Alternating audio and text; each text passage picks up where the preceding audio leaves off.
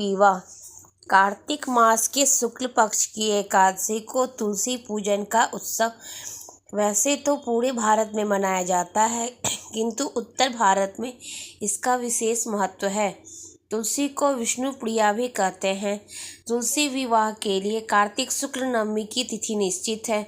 नवमी, दशमी व एकादशी को व्रत एवं पूजन कर अगले दिन तुलसी का पौधा किसी ब्राह्मण को भेंट में देना बड़ा ही शुभ माना गया है। परंतु कुछ लोग एकादशी से पूर्णिमा तक तुलसी पूजन करके 5वें दिन तुलसी का विवाह करते हैं।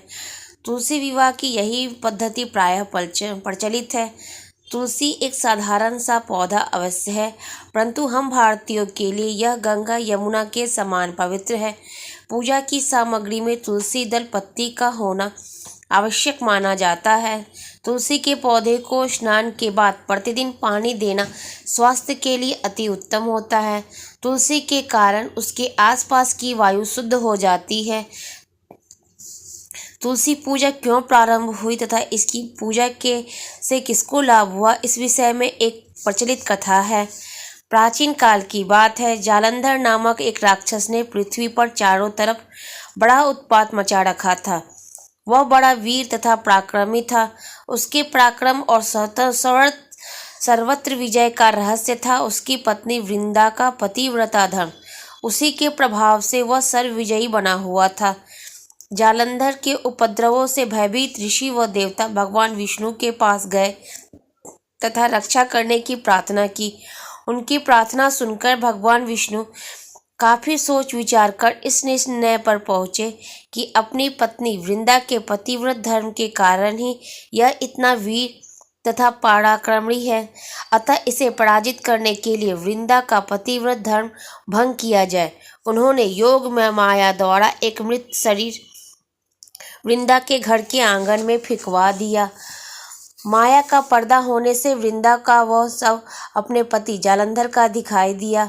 उसने अपने पति को मृत देखकर उस मृत शरीर से लिपटकर विलाप करने लगी।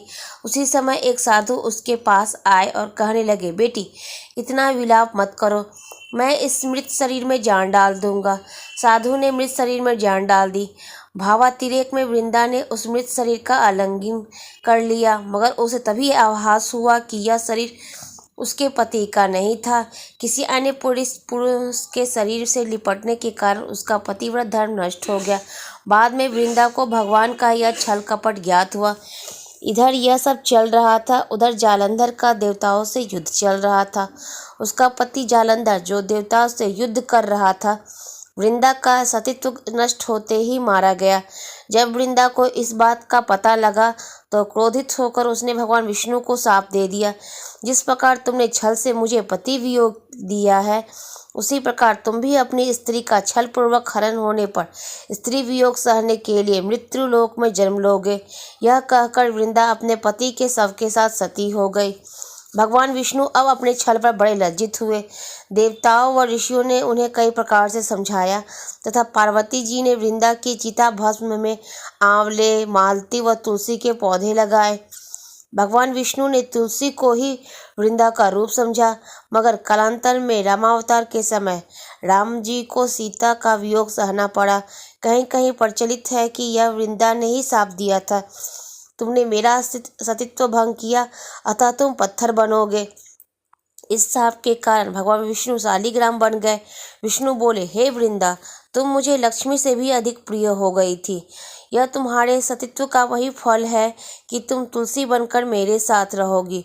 जो मनुष्य तुम्हारे साथ मेरा विवाह करेगा वह परम धाम को जाएगा। इस कारण शालिग्राम या विष्णुशिला की पूजा बिना तुलसी दल के अधूरी मानी जाती है। इस पुण्य की प्राप्ति के लिए आज भी हमारे देश में तुलसी विवाह बड़ी धूमधाम से मनाया जाता है। तुलसी को कन्या मानकर उसका व्रत कराने वाला व्यक्ति यथाविधि भगवान विष्णु को कन्या दान करके विष्णु विवाह संपन्न करता है। अतः तुलसी पूजा करने का बड़ा ही महात्म्य है।